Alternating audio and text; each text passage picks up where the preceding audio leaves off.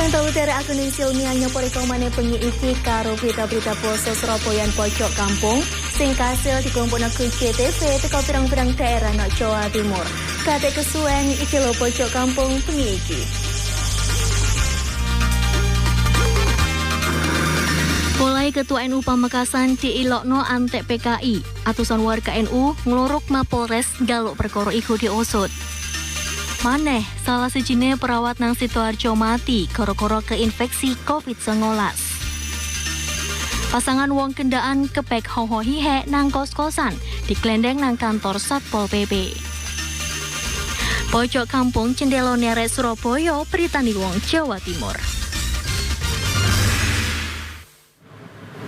Caneng akeh perawat nang Sidoarjo sing mati sakmarine keinfeksi COVID-19 balik tambah maneh. Anang Fahrudin Lubis, perawat puskesmas Bareng Kerajaan, mati sakmarine 11 dino diramut medis.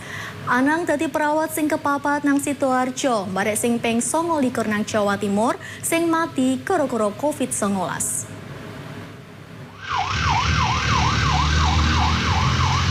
Tenaga medis nang Sidoarjo balik susah maneh. Anang Fahrudin Lubis, perawat puskesmas Bareng Kerajaan, mati jam 5 isuk mau nang rumah sakit Sidoarjo gara-gara keinfeksi virus COVID-19. Matine perawat iku nambahake perawat nang Sidoarjo dadi wong papat. Terus tambahi perawat nang Jawa Timur sing keinfeksi COVID-19 entuk gatean teko Satgas COVID-19 DPP Persatuan Perawat Nasional Indonesia utawa PPNI.